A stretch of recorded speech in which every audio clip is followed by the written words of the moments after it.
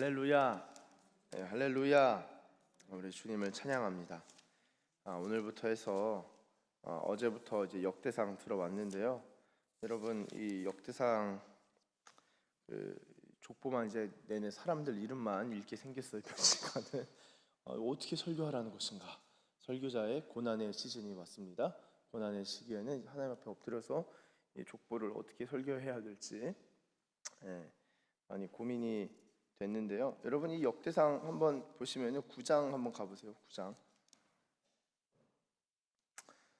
9장 이 35절부터 이 44절이 아마 여러분들 성경에도 있으실 겁니다. 사울의 족보라고 되어 있죠. 사울의 족보. 사울의 족보고요. 역대상 10장 가시면 사울 왕이 죽다라고 써 있는 거 보이시나요? 네.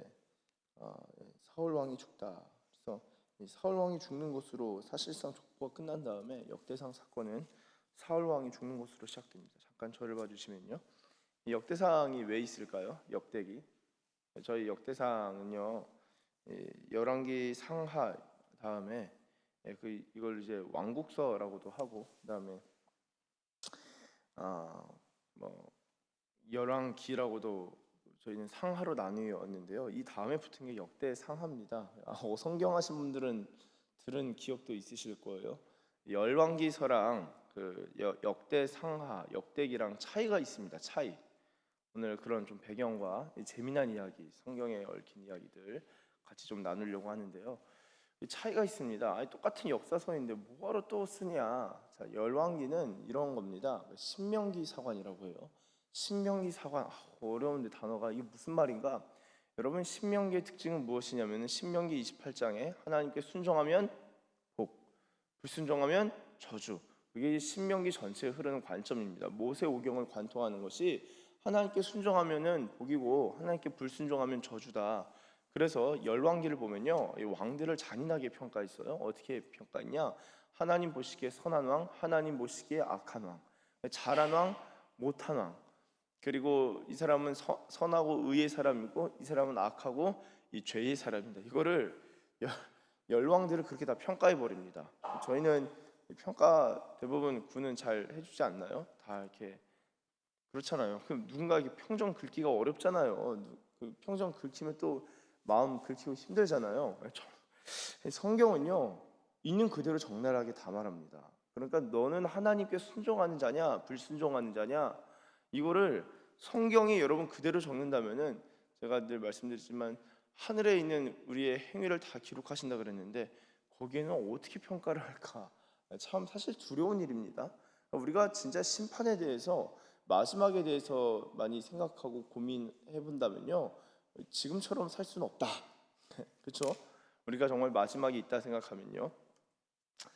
자, 그게 이제 열왕기서예요. 신명기 사관을 적용해서 하나님께 순종하냐 불순종하냐, 나라가 어떻게 됐냐, 나라가 망했다, 왜 망했냐, 불순종해서 망했다. 이게 단순합니다. 왜 이스라엘이 왜 부강했었냐? 하나님께 순종하지 않았냐 다윗이. 그리고 그 다윗이 잘 순종해서 하나님 앞에 엎드린 그 결과 나라가 부국 그리고 강병을 경험하게 되면서 솔로몬이 그 나라 이어받아 가지고 또 잘 섬기거든요. 이 황금기예요. 황금기, 골든 에이지. 그때 고대 근동의 이 외세들이 다 약화가 된 상황이어서 이스라엘이 발전할 수 있었던 그때 골든 에이지죠. 황금 시대였었습니다. 일단 순종이냐 불순종이냐. 그럼 좋다. 역대상하는 왜 썼냐? 자, 이스라엘이 망했어요. 왜 망하죠? 주전 722년 북이스라엘은 아수르한테 망하고 주전 586년에는 바벨론이 와서 침략해서 망합니다. 예레미야가 그때 예언하죠. 그냥 가만히, 그 예레미야 기억나시죠? 네, 뭐 다 저도 잘 안 납니다. 까먹어야지 또 읽잖아요, 성경. 그렇죠? 또 새롭고 또 새롭네. 창세기도 새롭네. 네. 예레미야가 70년 이후에 다시 돌아온다. 70년 이후에 다시 돌아온다. 해서 이제 실제로 70년 이후에 포로 귀환이 시작되지 않습니까? 그래서 예레미야서 할 때 나눴나요?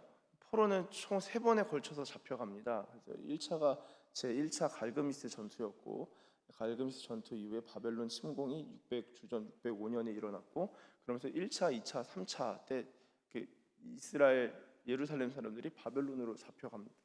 세 번 잡혀갔는데 공교롭게도 포로에서 귀환할 때 몇 차로 귀환할까요? 마찬가지로 세 번에 걸쳐서 귀환하게 됩니다. 공교롭게 70년이 68년 정도다. 관점에 따라 좀 다를 수 있는데요. 성전 파괴와 성전 재건을 중심으로 하면 딱 70년입니다. 딱 70년. 물론 이제 그 포로 잡혔다 귀환했다를 포로 중심으로 보면은 67년 정도, 68년 정도 계산이 되거든요. 근데 성전 재건을 기준으로 하면 70년. 자, 아무쪼록 포로가 이렇게 다 돌아옵니다. 이게 다 배경이에요, 배경. 제가 이제 배경에 대한 이야기가 이렇게 교재하다 나왔었는데 다 돌아오게 돼요. 자, 그럼 돌아왔잖아요. 생각해 보세요. 예루살렘 폐허가 됐었죠. 폐허가 되고 다 바벨론 잡혀갔죠. 근데 바벨론도 페르시아한테 먹혔거든요. 그러니까 이미 바벨론 때 잡혀가서 나라는 페르시아가 된 거예요.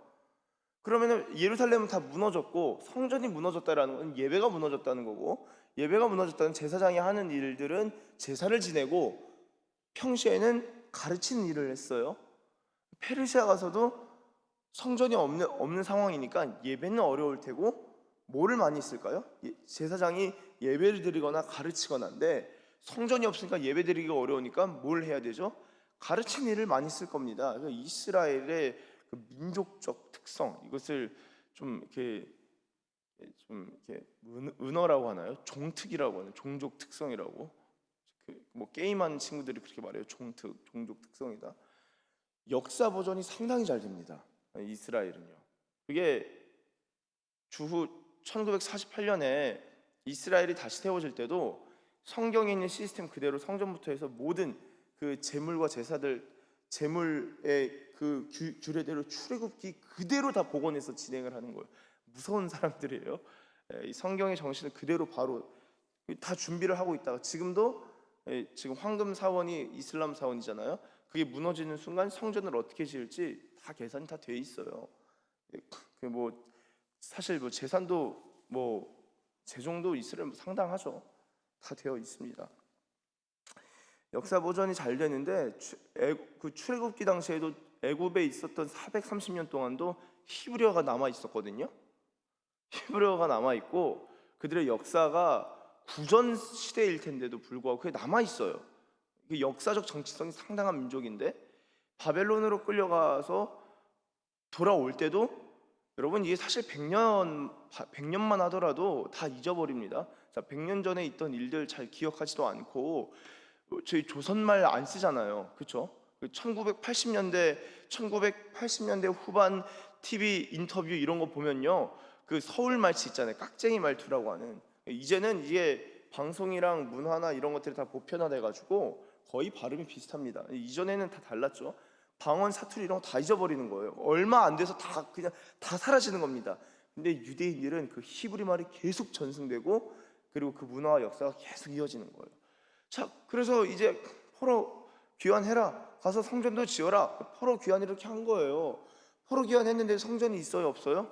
없죠. 당연히 폐허가 됐잖아요. 그래서 끌려간 거잖아요. 없으니까 성전 지었겠죠. 성전 짓고 예배도 드리는데 제사장이 가르쳐야 되잖아요. 왜죠? 예배를 드려야 되니까. 그러니까 성경도 가르치지만 중요한 건 예배를 드려야 되니까 레위기도 가르치고 창세기도 가르치고 이것저것 가르치는데 모세오경, 창세기, 출애굽기, 레위기, 민수기, 신명기 가르치고 있는데 우리 역사를 가르쳐야 된다. 그래서 역사를 가르쳐야 되니까 역사서를 써야겠죠. 그래서 쓴 게 역대상하예요. 역대상하. 자, 그럼 역대상하는 왜 열왕기서랑 왜 다르죠? 이것은 신명기 사관이고 이것은 포로기 이후의 상황이 담겨져 있는 사관이다. 그래서 이걸 누가 작성했냐라고 할 때 이 에스라서의 주인공, 에스라, 뭐 성경의 주인공이 하나님입니다만 에스라가 이 역대상하를 기록했다라고 봅니다. 역대상하를 기록했는데 열왕기서와 다르게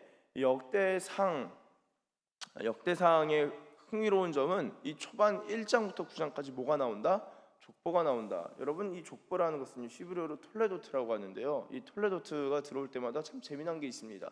창세기는 톨레도트가 10번 나와요. 10번 나온다고 합니다. 톨레도트 족보가 나올 때마다 사건이 전환돼요. 사건이 전환되는 그런 특성이 있습니다. 창세기에서의 족보는 그런 특성이 있는데 이 역대상의 족보는요, 우리의 뿌리가 어디 있냐라는 것을 확인하는 그런 시간인 것이죠. 그러니까 포로 이후에 우리의 정체성이 지금 포로거든요. 우리의 정체성이 노예거든요. 우리가 돌아왔는데 우리는 노예의 정체성이 있고 포로의 정체성이 있다. 우리의 왕은 지금 페르시아 왕이다. 이거 어떡하냐? 정통성을 찾아야 되잖아요. 그렇죠? 모든 그 역사의 싸움은 정통성 싸움이잖아요. 이게 맞냐 저게 맞냐. 열왕기서가 있는데 열왕기서는 아까 뭐라 그랬죠? 신명기사관. 신명기사관은 순종하면 복, 불순종하면 저주. 이스라엘이 불순종했으니까 저주를 받아서 나라가 망했죠. 그걸로 지금 끝난 거거든요. 돌아왔는데 아니 열왕기서로 역사 가르치면 되지 않냐? 안 되는 거예요. 읽는데 불순종에서 저주로 끝나는 저주에서 불순종, 저주, 나라의 망국으로 이 역사가 종료가 되니까 힘들잖아요. 이 자손들이 우리가 그럼 이거 망한 민족이네. 우리 왕 페르시아 왕 맞네라고 하니까 에스라가 이제 펜을 들어서 물론 이제 하나님이 성령의 감동으로 말미암아 에스라를 감동시켜서 쓴 것이죠. 그래서 족보가 9장이나 나옵니다. 9장. 9장. 우리의 정통성, 우리의 뿌리가 어디 있냐. 또 한 가지 흥미로운 것을 보시면은 그건 좀 나중에 또 나누도록 하겠습니다. 하여튼 이 설명하는데 새벽에 이런 설명 들으면 또 힘들잖아요, 그렇죠? 새벽부터 사람 와가지고 이게 막 무슨 뭐 톨레도트니 뭐니 뭐 무슨 도트니 막 계속 이러고 있고 막 그렇죠? 근데 집중을 잘 해주셔서 감사합니다.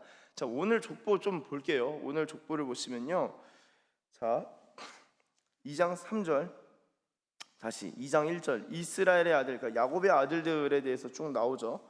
저희 2장 1절에 이사갈이란 사람 나오는데요. 저희 뭐 관심 없습니다만 성경에 보면 이사갈의 리더십에 대해서 상당히 강조하면서 설교하는 그런 설교자들도 있어요. 이사갈은 시세를 아는 자다. 시세.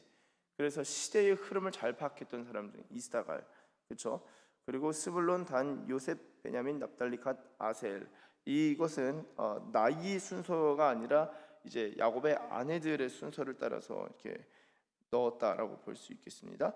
자, 2장 3절 유다의 아들에 대해서 쭉 이야기를 합니다. 유다의 첫째 아들, 유다의 맏아들 에르는 여호와 보시기에 악하였으므로, 이 족보에 얼마나 이게 참 불명예해요. 악해가지고 죽이셨다라는 걸 이 족보에 들어가는데, 그렇죠?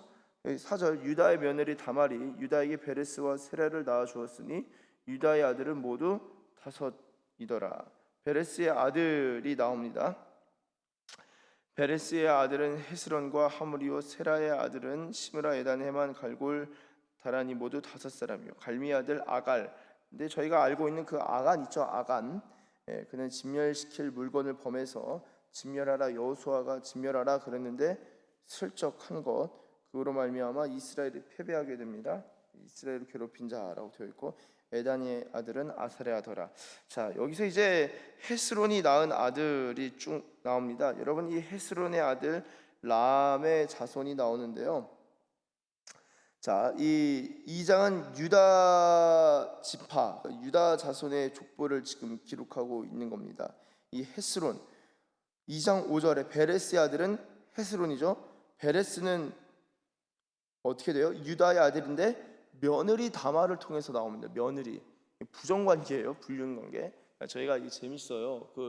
저희는 이스라엘의 12아들 하면은 야, 12지파의 그 원형인 이스라엘 야곱의 12아들 하시면요, 박 터지게 싸웠습니다. 12아들이 박 터지게 싸우고, 야곱의 딸 디나가 성적으로 모욕을 당하죠.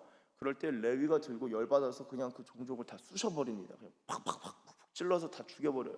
야곱이 막 이거 어떡하냐? 완전 그냥 콩가루 집안입니다. 심지어는 그 아들이었던 유다의 경우에는 이 며느리 다말과 유다가 상처한 사람이기 때문에, 아내가 죽은 사람이기 때문에 굉장히 힘들어했는데, 이 잘못된 관계를 맺게 되면서 며느리 다말이 아들을 달라 이렇게 형수 취수제라고 하죠. 형수를 다시 형사 취수제. 형이 사 죽으면은 취수, 형수를 취한다라는 거예요. 그거는 종족 번식, 그러니까 자손이 이어지기 위해서 형수가 홀로 남겨져 있지 않도록 취해야 되는데 그 유다가 다 거절합니다. 주지 않으려고 그래요. 왜냐하면 아들이 자꾸 죽을까봐 무섭잖아요. 주지 않으려고 하니까. 하여튼 그런 이야기 창세기에 잘 나와 있습니다. 아마 아시겠지만 그 며느리 다말에서 나온 사람이 베레스입니다. 베레스 세란데 베레스예요. 근데 5절에 베레스의 아들은 헤스론이에요. 자, 9절에 헤스론이 낳은 아들은 여라무엘과 람과 글루베예요. 10절 람부터 나옵니다. 둘째 아들부터 나오죠. 그 다음에 18절 헤스론의 아들 갈렙이 나와요. 여기서 갈렙은 9절에 글루베를 갈렙으로 여기서 표기합니다. 25절 헤스론의 맏아들 여라무엘에 대해서 나옵니다. 그렇죠? 그리고 42절 여라무엘의 아우, 그러니까 글루베 마지막 아들 갈렙의 아들에 대해서 쭉 이야기가 나옵니다. 그리고 3장 1절 다윗이 헤브론에서 낳은 아들들, 그래서 다윗의 족보가 이어지는 것을 볼 수 있습니다. 여러분, 이 유다 자손의 족보가 가장 먼저 나옵니다. 한 가지 보시면은 1장 1절은 아담부터 시작되는 거죠. 아담부터 시작해서 족보가 쭉 나오는 것이고 그 다음에 나온 게 유다 자손입니다. 그 왜 그럴까요? 서로 귀환해서 왔는데 우리의 정통성이 어디 있냐라고 하면 우리의 왕은 유다 지파 왕들이었다. 이것을 설명해 주기 위해서 순서가 아니라 유다 지파부터 먼저 이야기하는 것이고, 그리고 왜 아까 사울이 죽는 것으로 이야기 시작돼요? 사무엘 상하 열왕기 상하에서는 사울이 꽤 많이 등장하거든요. 근데 역대상에서는 사울이 죽는 것으로 시작합니다. 왜죠? 사울의 정통성이 있지 아니하고 사울이 이스라엘 초대 왕이긴 하나 다윗 왕조 유다 지파의 왕이 우리 이스라엘에 뿌리고 정통성이 있다라고 이야기하고자 하는 그런 의도가 있다라고 볼 수 있겠습니다. 여러분, 우리는 난 출신이 안 좋아, 난 혈통이 안 좋아, 나는 모태신앙이 아니야, 뭐 이런 생각 가지고 살 수 있는데요, 그게 큰 의미가 없습니다. 이미 이스라엘 자손들은요, 콩가루 집안에서 탄생한 이스라엘 12아들들이고, 그리고 이미 출애굽 이후에 잡족들이 섞여 있었다. 이방인들이 개종해서 들어온 경우도 있었고요. 뿐만 아니라 유다와 며느리 다말 사이에서 태어난 베레스, 그리고 헤스론을 통하여서 유다 지파가 존속되는 것을 볼 수 있습니다. 인간의 기준으로 볼 때 나는 이런 부정적인 경험이 있어, 나는 뭔가 리더십에 설 수 없어. 아닙니다. 하나님께서 쓰시면 쓰임 받는 거고요. 하나님께서 악하다면요, 그 사람의 혈통이 좋아도 악한 것입니다. 중요한 것은 사람이 볼 때 주변의 시선이 중요한 게 아니라 하나님이 어떻게 보시느냐가 중요한 것이죠. 이 포로들, 노예들, 이 이스라엘이 그런 생각에 젖어 있을 때 하나님께서는 에스라를 통하여서 이스라엘이 얼마나 귀한 백성이고 그 뿌리가 어떻게 되어 있는지, 어떻게 연결되어 있는지를 보여주시고자 이 역대상을 하나님께서 기록하셨다라고 볼 수 있겠습니다. 사랑하는 사상기지교회 가족 여러분, 저와 여러분이 우리가 어느 자리에 있든지 내가 하나님의 족보, 하나님의 책에 기록될 때 여호와께서 보시기에 선하게 혹은 여호와께서 보시기에 악하게 어떻게 기록될 것인가를 생각해 볼 수 있고, 하나님 보실 때 아름답고 하나님 보시기에 선한, 하나님을 기쁘시게 해드릴 수 있는 하나님의 사람들, 하나님 나라의 백성들 다 되시길 예수님의 이름으로 축원합니다. 기도하겠습니다. 하나님 아버지 감사합니다. 하나님, 우리가 어디에 있든지 어디에서 살아가든지 우리가 하나님의 백성으로 살아가길 원합니다. 하나님의 자녀로 살아가길 원합니다. 주님, 우리의 삶이 주님의 것이요, 하나님, 우리 자신이 볼 때 우리에게는 부정적인 경험도 있고 사람들의 시선에 볼 때 뭔가 마땅치 못한 부분도 있지만, 그러나 하나님께서 세우시면 하나님 왕족의 가문이 되는 것이요, 하나님께서 세우시면 또한 리더십으로 쓰임받을 수 있는 것임을 주님 우리가 기억합니다. 하나님, 우리의 삶이 하나님 앞에 존귀한 인생들인데 존귀한 인생답게 살아가는 복된 백성들 되게 하시고 우리의 온 마음과 뜻과 힘 다하여 주님을 찬양하고 경배하는 예배자들 다 되게 하여 주시옵소서. 그렇게 인도하실 줄 믿고 감사드리며 예수님의 이름으로 기도드립니다. 아멘.